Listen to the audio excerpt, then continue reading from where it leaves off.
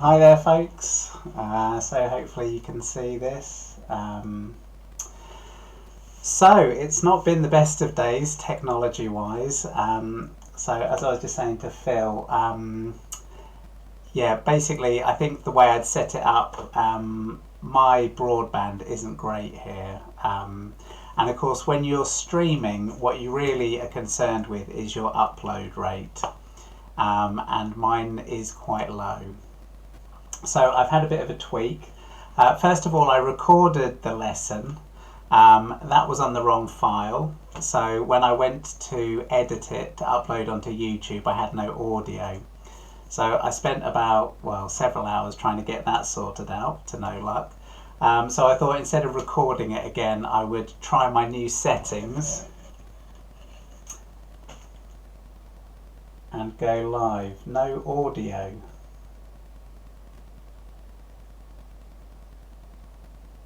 Oh, great, excellent. Okay, good. Oh dear. Okay. Right, so here we go, trees. So hopefully there's a few of you there. So, oh, Alison's here as well. Okay. Well, let's see. We'll crack on and see what happens. Alison don't have anything other than an error message. Okay, maybe refresh the screen, Alison, see if that helps. Let's just...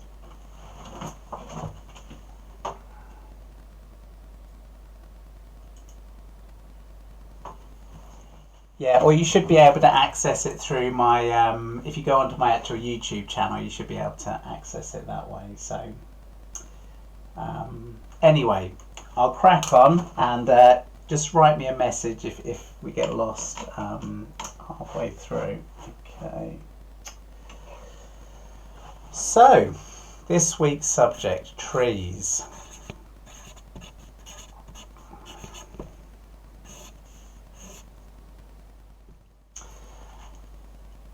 So, we've been looking at landscape painting and we've been talking about composition and design, and now we're sort of moving on to our first sort of like proper subject of how do you paint trees. And trees are an excellent subject for landscape painting, so it's worth spending a bit of time talking about them, trying to understand them a little bit better.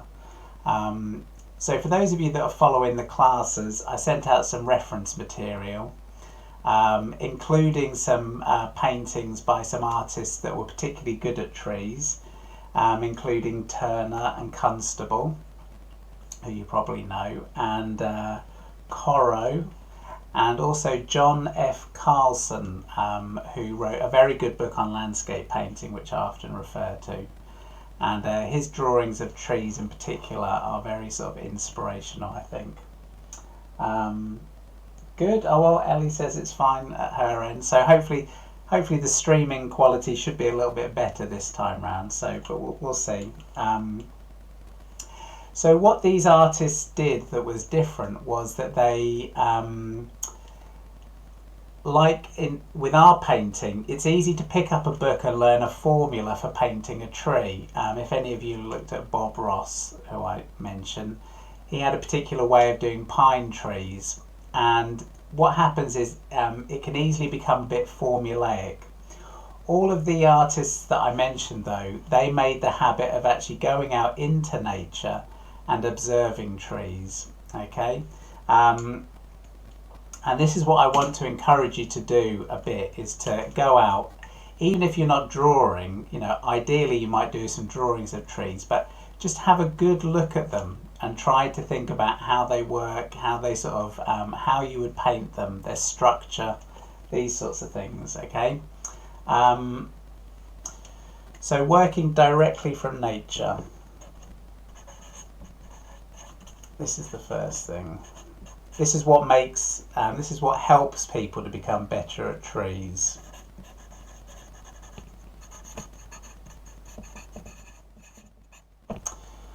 Okay, so John F. Carlson, who I mentioned, his students would ask him, how do you paint trees? Okay, and his answer was, you first of all, you need by understanding them.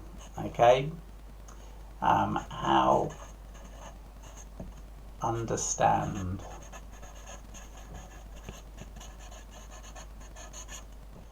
And this has a certain correlation with drawing people. So you can have a reference photo of a person and have a go at drawing them.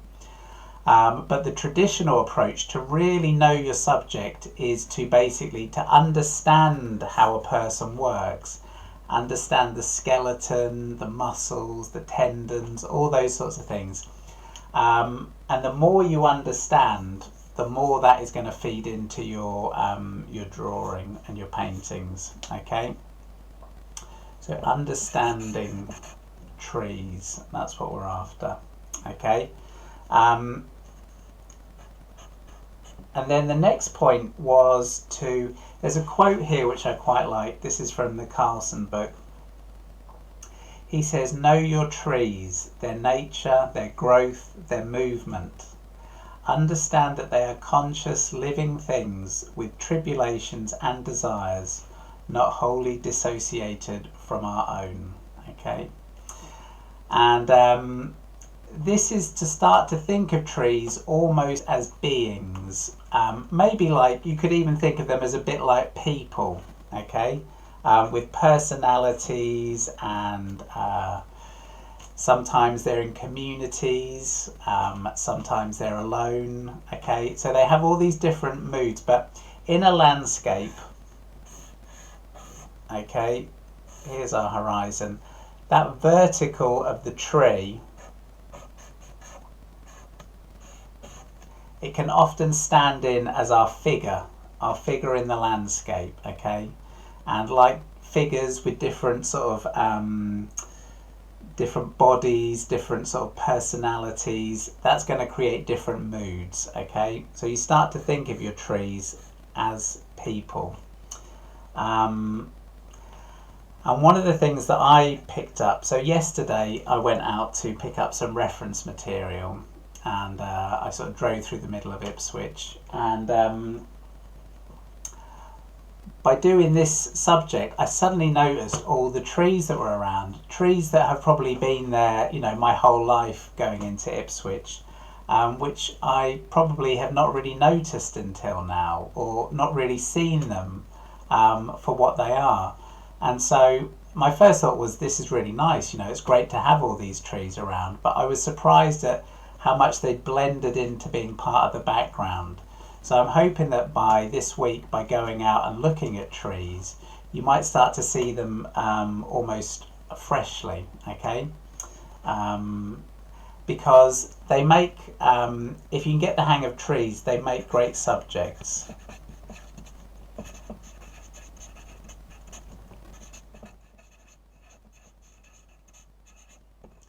So you might often be thinking, well, what am I going to paint? What am I going to do? But by thinking of trees, you've got something with almost infinite variety, a lot of challenge, but people really sort of relate to them as a good subject. Okay, so hopefully I can give you a few ideas here that might help you, because you're going to combine your observation with a little bit of theory. So I'll give you some of the bits that I've picked up through my sort of reading over the years, and hopefully that will be of use.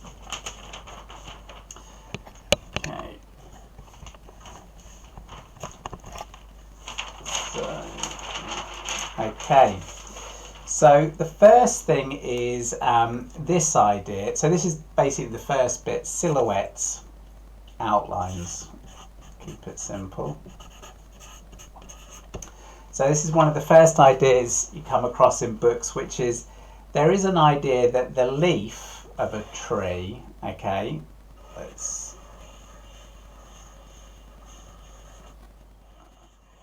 say this is, so that is our oak leaf, okay, and there's a suggestion that the silhouette of the leaf can sometimes be very similar to the silhouette of the actual tree. Okay, so if you think of an oak tree, it tends to have these masses like that. You have to look to see. Okay, so that would be oak. Another one is pine trees. Now here I'm not using the leaf, so it's a bit of a, but pine trees, a pine cone. Okay, that's a pine cone. And then that echoes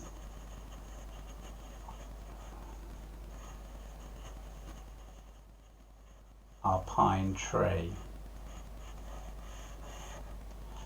Okay, so so one of the things here is this ties up to an idea, which is that by studying parts of trees, you can learn about the whole. They have this quality of by looking at the leaf, you may understand something about the bigger tree. Okay. So I would say learn these, learn your types of trees, okay, different types. Now in preparing for this I realised that I don't know a great deal of trees, so I probably could spot an oak tree.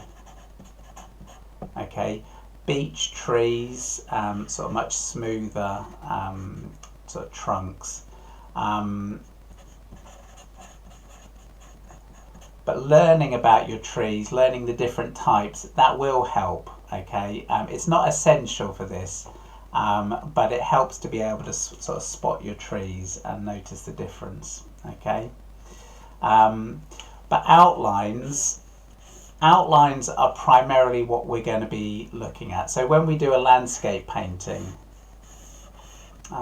like so, the main thing that you're going to have to tell your trees apart is outline, okay?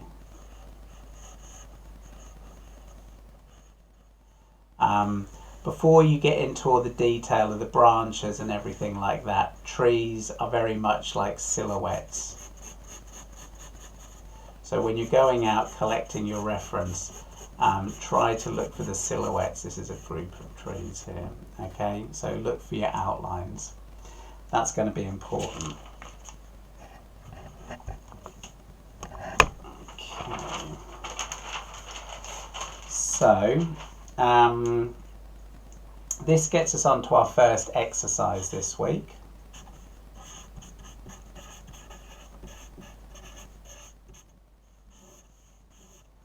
So what I've got here is, let's see if you can see this. This morning I went out and got this. This is like a twig, a bit of a twig off a tree. As you can see, it's got some various bits of detail on there. Okay, so I want you to get something like this and get it into your room or your studio, and then we're going to make some studies from that, okay? And the idea here is there's going to be quite a lot you can learn. Let's see if I can position this. Okay, so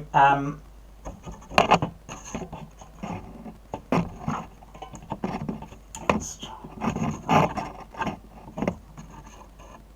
Okay, there we go. Drawing a branch. Draw.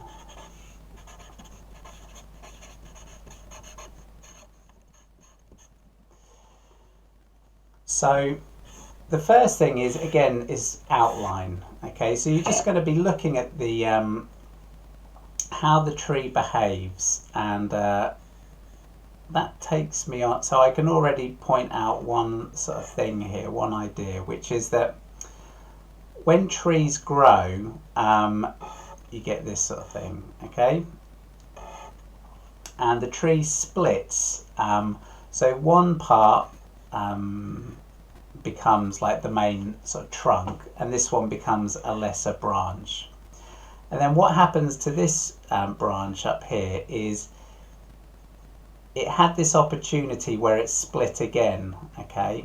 And then what happened is one of the branches didn't really get going and created a little stump like that, but the other side carried on like this. Okay, then it changes direction, and then we get something a bit similar where it branched. One side didn't take off, but the other side carried on.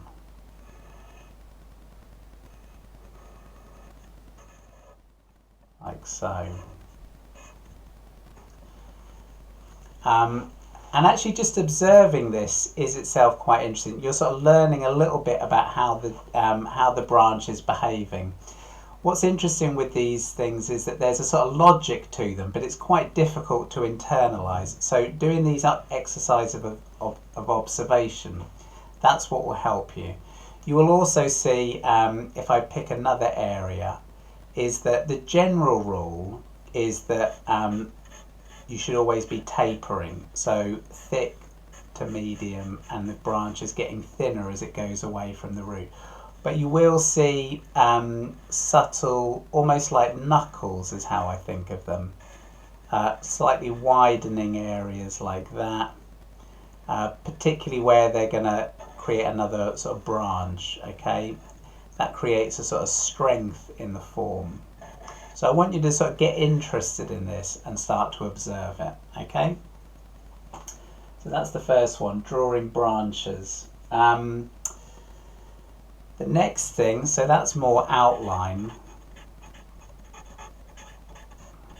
Okay, and then the next exercise is to do some sort of more contour sort of style drawing. And if I pick an area up here, so I want you to start to draw the cross contours, so the ellipses around the branches. So this one comes off here, and so that's a cylinder, and it's sort of curving around this way.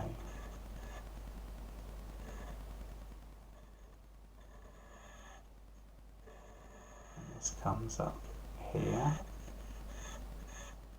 and that's got contours like that.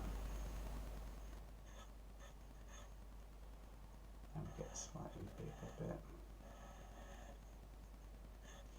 So these contours, they're helping you to understand the form in a sort of three-dimensional way, okay? And they can be quite interesting studies in their own right. Okay, but they're helping you to understand the form three-dimensionally, okay? That one goes off like that. And yeah, just to become, I say, become interested, and that will help. That's your doorway to understanding. If you can understand how the branch works, the branch from a different point of view is going to be a bit like your tree, okay? So you're going to find patterns and rhythms there that are going to help you when it comes to drawing your tree out, okay? So, practice drawing branches. Oh, that goes off slightly there.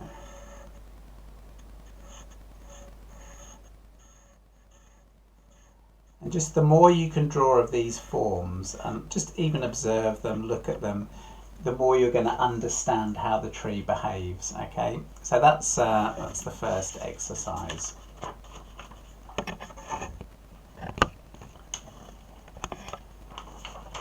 Right, is anyone still out there? Is anyone watching this? I don't know whether... Oh, looks like there's a few of you. Okay, good.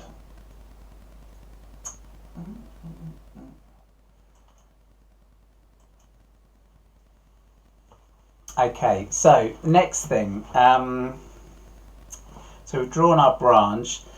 So the next idea I want to communicate is, firstly, when you're thinking of your trees, understanding them, think of the tree as having a spine.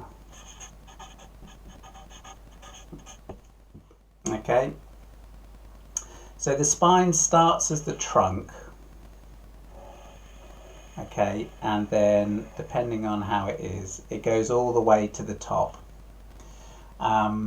So the spine gives you sort of the character of the tree, and it will also tend to sit under the tallest point.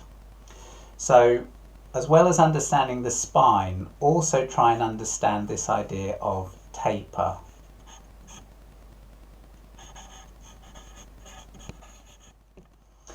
So we've got our tree, and however wide it is at the base, we need to know that by the top of the spine it's going to have become as thin as a branch, okay?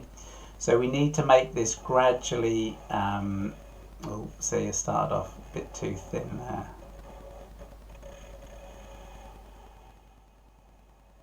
That is a bit thin, going all the way up. Let's make this.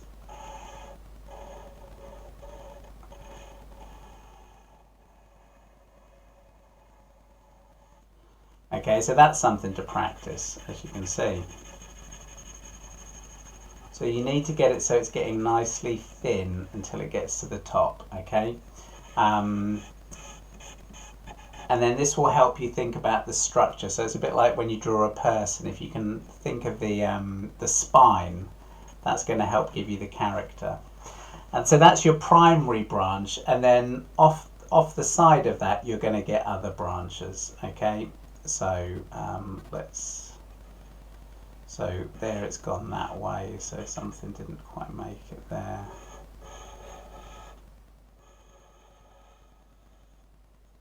Again, tapering, so it needs to be getting thinner.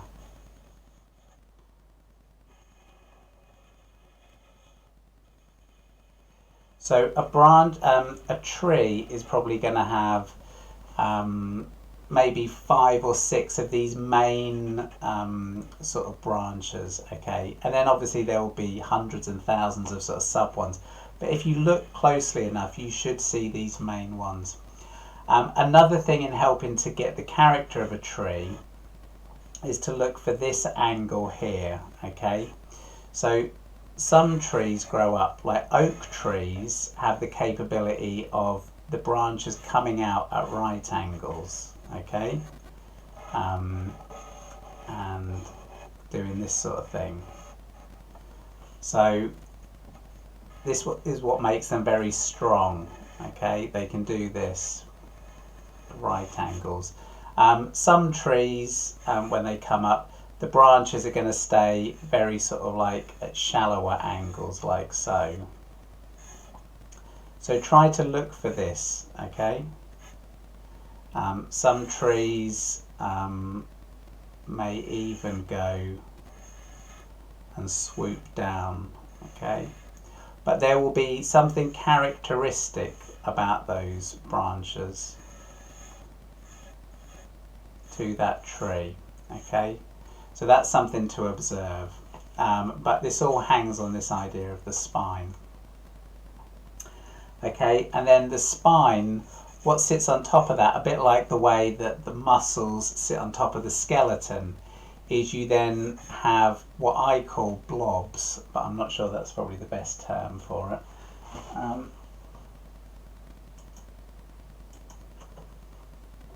Oh, good. Yeah. So you get these sorts of things. So these would be sort of blobs of foliage. Blocks, maybe that's a better term. Okay? And they're going to sit at different parts of the tree.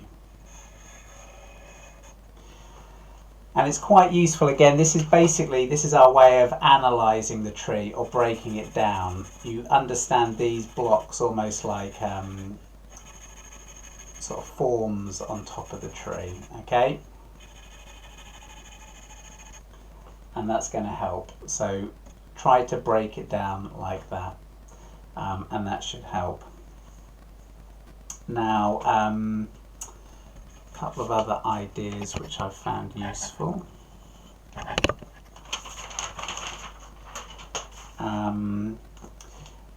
Generally speaking, this works quite well, which is when you have an apple, and a stalk. Okay, that gives you about the right ratio for most trees in terms of the tree mass and our trunk. Okay, so if you remember, our trunk we know has to taper.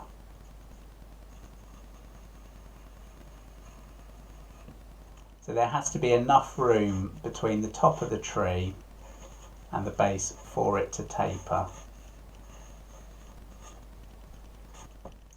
Like so. Because you don't want this, you don't want a tree that's like this. If this is too thick down here, it won't look right. It looks more like a mushroom, okay? And it's because this is never going to have enough space to taper off. So just be aware of that with your profile. But I say, you won't see much of this. This is how people tend to draw trees from when they're children, okay?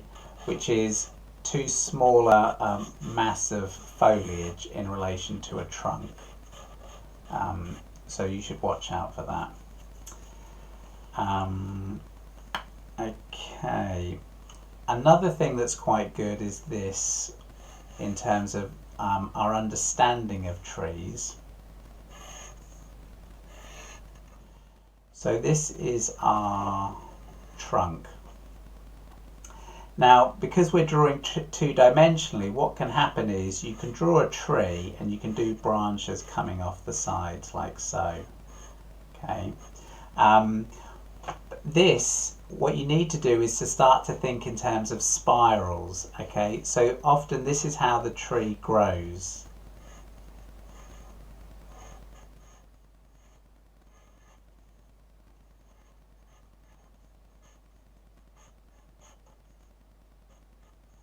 So that would be going round the tree, and then other ones like that.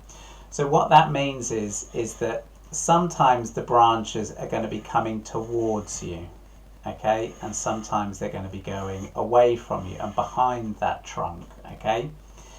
So although this won't always be easy, it's good from the beginning to think of it like that. So when I'm drawing my blobs, as it were,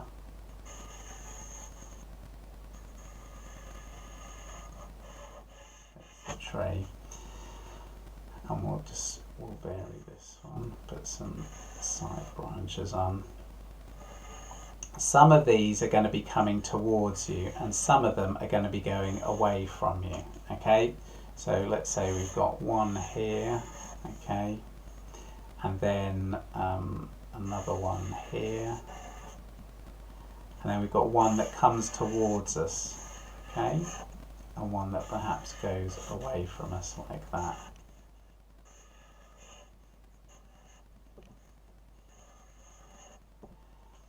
And that will help, even if it's just conceptually, to make it feel as if your tree is occupying a three-dimensional space. Okay. Now I'm going to try and illustrate this with another quick demonstration.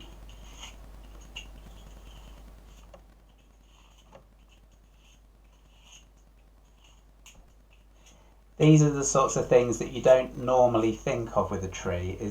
Again, it's even like with a cloud or a mountain, we tend to just see the mountain as a silhouette. Okay, we don't recognize that this bit is closer than this bit, which is closer than this bit, and so the mountain is actually going away from us. It has three-dimensional mass. Okay, same with clouds and all sorts of things. But that's going to help them become more sort of believable and realistic. So let's see how that spiral idea helps.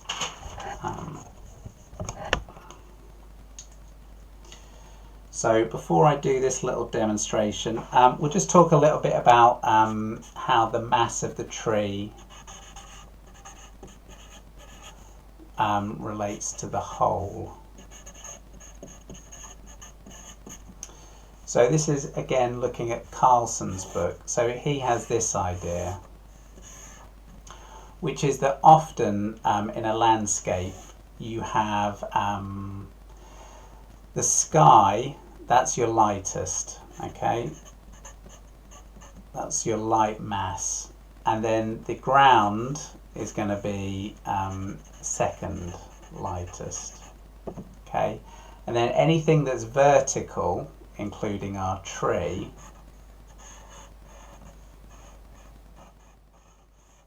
or anything that sort of, yeah, it goes upright, that is going to be your dark. So let's do another tree like this.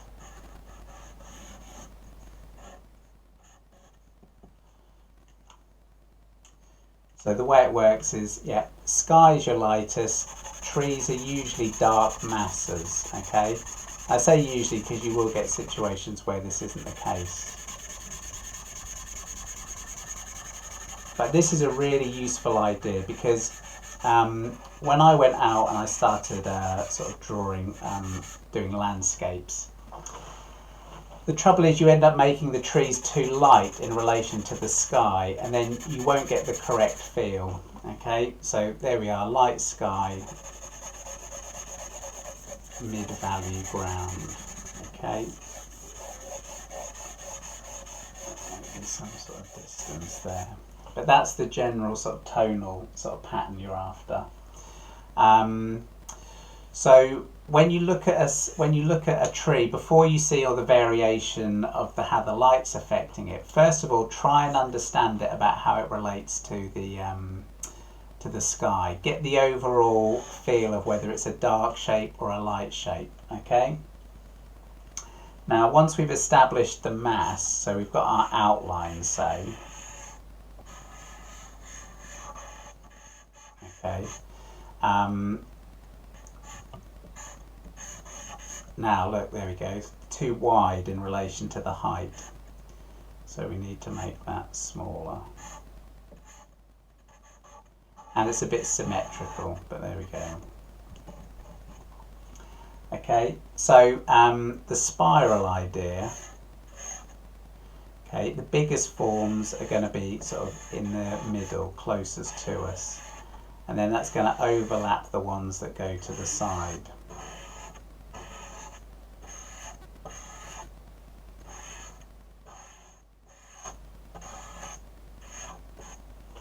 So let's imagine these are our sort of forms.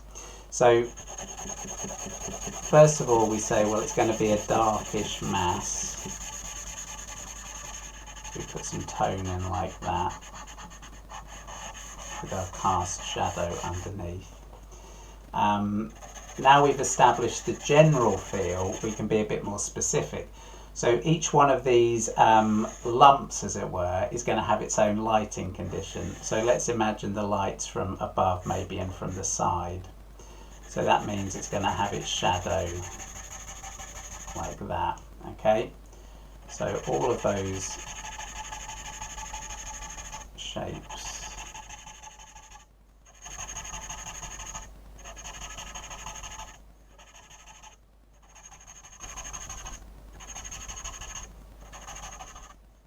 Trying to stick to the same, something like that.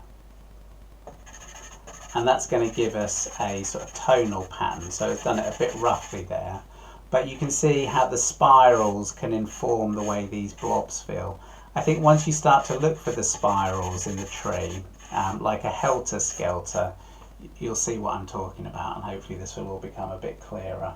Okay.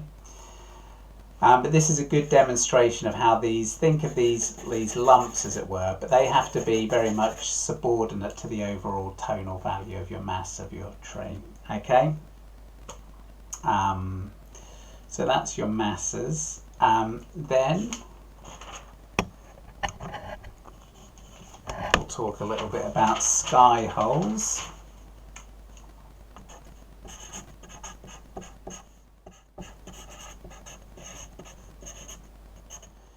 So once you've got into your painting, you've got your canvas or your drawing, You've analysed your tree and you've come up with a good silhouette. Okay, let's say it's something like this. Okay, here's a tree, maybe with some other trees behind it.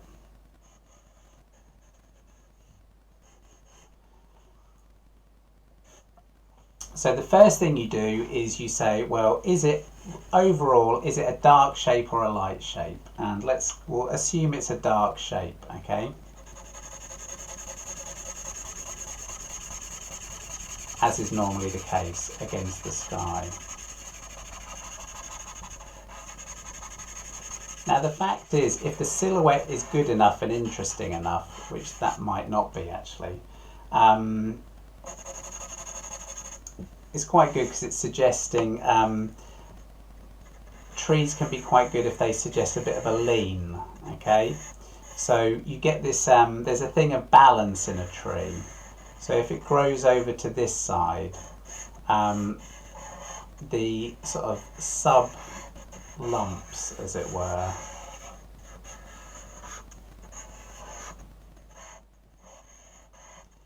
will tend to balance it, okay? So this is where you're going to get perhaps more on this side. So there's a subtle way that the forms will play out to try and balance it up. I think it's going to need something else there to make it feel balanced, okay? So a lean in a tree is quite good. I've often seen Seago does this thing of his trees.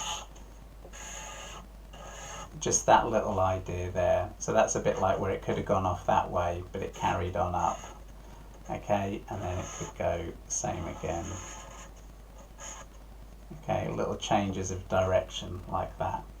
But that's a bit of an aside. So sky holes. Now it's a bit hard to do with charcoal, but what you would do is once you painted this mass, if you can stick in a few sky holes, like so, okay, you're going to be able to suggest the light coming through that mass. But there's a few things that you need to understand about that. Sky holes are always, the smaller they are, the darker they become. So if you imagine our sky as the lightest light, okay, if you make your sky hole the same lightness as the sky, it's going to be too much, because you get this thing called diffraction.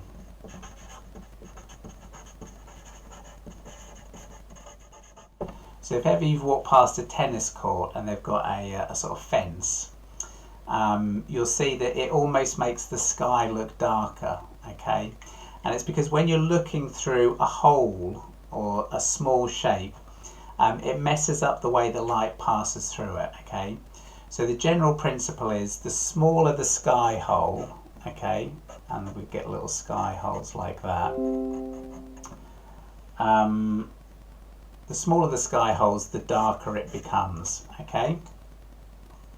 And then other things about sky holes, basically you want to try and observe them. That's what I would say, because there's a bit of a knack to it. So let's say we've got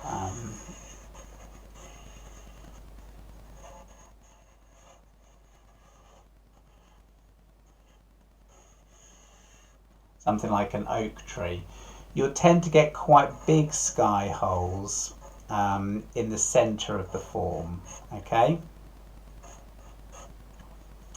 And this is where, so the foliage is normally densest sort of at the edge. It comes in, normally you might get little sort of cut-ins like this between these lumps.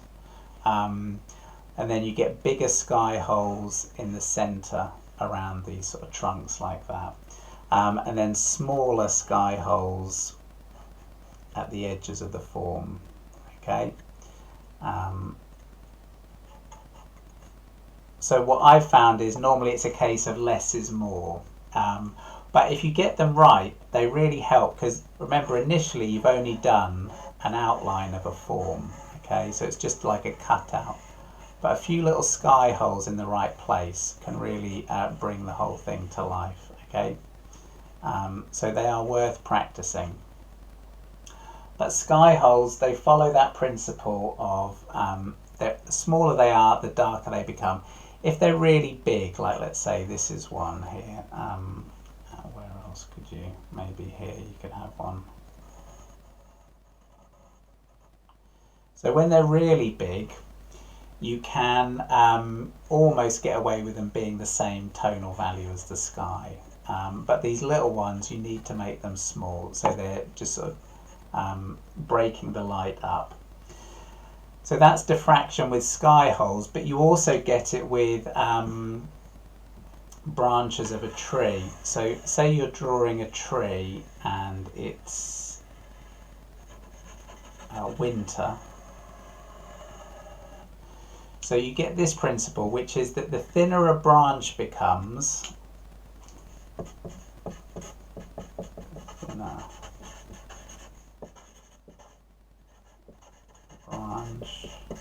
okay, the lighter the value.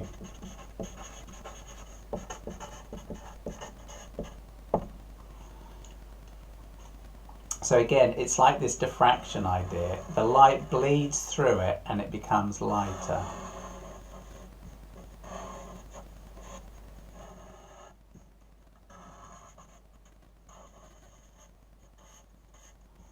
So when you have all these smaller branches at the edge, if you make them lighter, you're going to get more of the feel, okay? As opposed to making everything hard-edged. So you make them lighter and you will get the effect. Again, this is all drawn from this Carlson book. So hopefully you can see that. Thinner the branches, the lighter the values, okay? So that's a really good, especially when it's winter time. You're trying to get, like, you've got millions, hundreds of thousands of tiny branches, so you need some way to simplify them. So just by using the tonal values, you can suggest these small branches, okay, even if you don't get out a fine brush and draw each one, okay? So that's that. And we talked about the submasses, trying to see these spiral-like sort of forms. So that's another good one. The other thing is perspective in a tree. So remember, this is all about trying to move away from just doing a two-dimensional tree to actually trying to think of it as a three-dimensional form, okay? So if you've drawn ellipses, you'll know this sort of diagram, okay?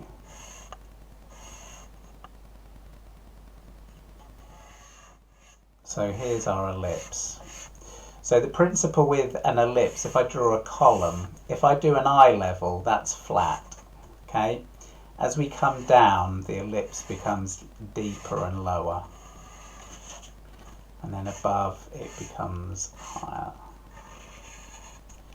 You see? So that's what helps to give the feeling of an ellipse. So when you do a tree,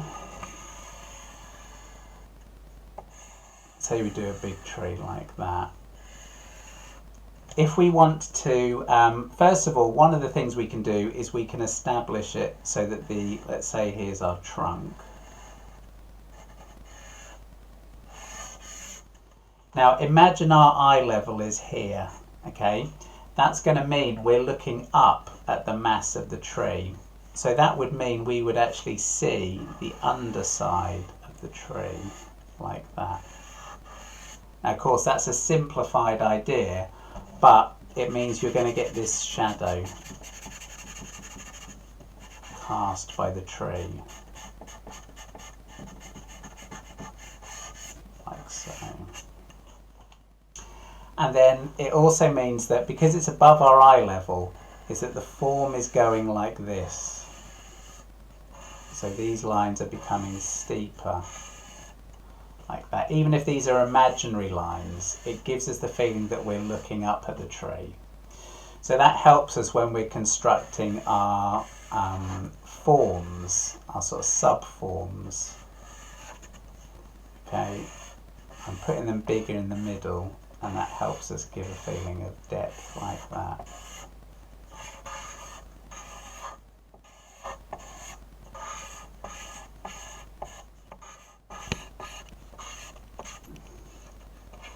But you see, by including those, I'm helping to get the feeling that I'm actually looking up at a tree.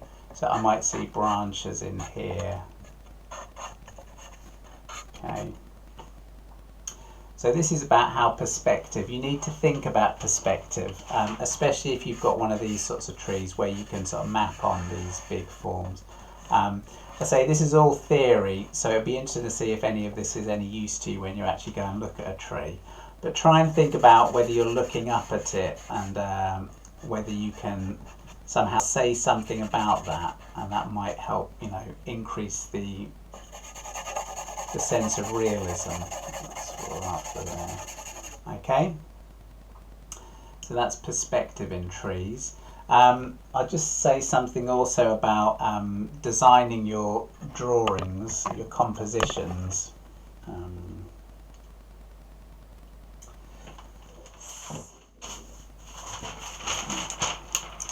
Okay, so here, I'll just draw at the side here.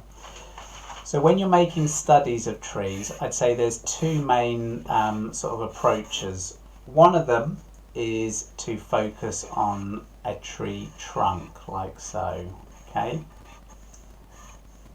And this is what I'd like you to have. So there's two bits of homework, no, there's three.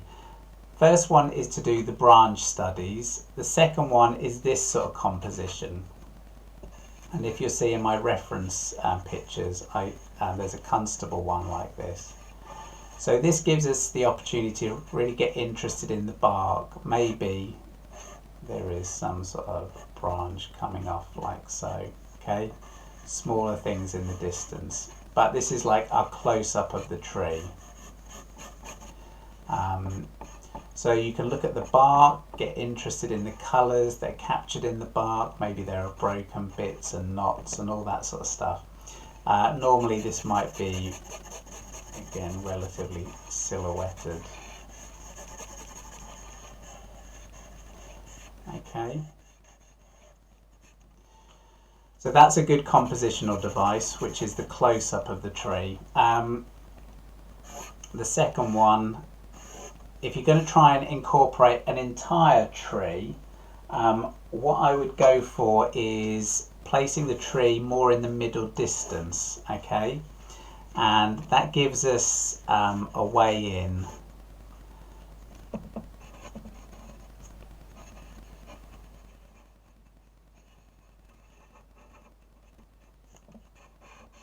Like so.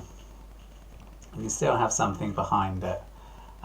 What I'm trying to get you to not do is to do a tree touching the top of the canvas, and then with the sort of trunk of the tree on the bottom of the picture plane. Okay, that's not such good composition because it doesn't give you any room to sort of, it gives you no foreground. Okay, so it's better to have, even if you had this sort of thing, a combination of the two. You could have your big tree in the foreground,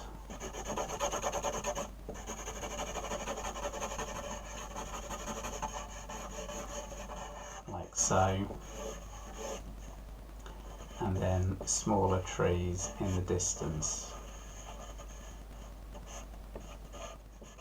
Okay, but yeah, so have a go at this one, which is the close-up, and have a go at this one, which is more where it's in the middle ground and a bit far away from you. Okay. There's another thing which you see in Carlson's book, which is another quite popular sort of design with trees, which is where you have like a row of them.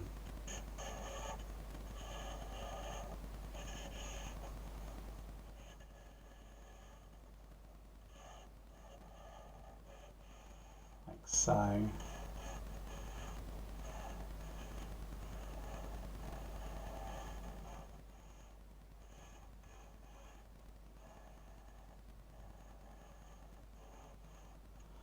Okay, that sort of compositional idea works well. But what I would say is here is be conscious of variety in terms of the spacings. Also, you can see that I've done a bit in terms of trying to make the trees not all not all straight up and down. Okay, you don't want too much of that. Try to look for the way that trees lean and bend and give you slightly more organic forms like that. That's going to be more interesting, especially near the edge of your canvas. You don't want anything too horizontal echoing that. Okay, so I think that's about it for today. So there's quite a lot of information there. And as I say, the theory is one thing, but what's really counts is to get out there and start to look at trees, start to appreciate them. Think of them as like people in the landscape. And I think that's quite an interesting idea in itself, is try to relate to trees a bit more like creatures as opposed to just almost street furniture. And hopefully that will inspire you to make some studies and paintings of them. Okay, so combine what you've learned here with the observation. All this will help you more when you've actually gone out and tried to do a few trees, and this will hopefully give you some ideas about how to make some pictures from them. Okay, so I hope you found that useful. I say if you've got any questions, you can always put them in the comments below. Otherwise, you can like the video, give us a thumbs up, always useful, and subscribe. I'll be doing a demonstration on Wednesday. For those of you that are sort of following my classes, we will have a Zoom meeting at 5:30, so I'll set that up. But otherwise, I hope you enjoyed that, and I'll see you again soon. Thanks a lot. Bye.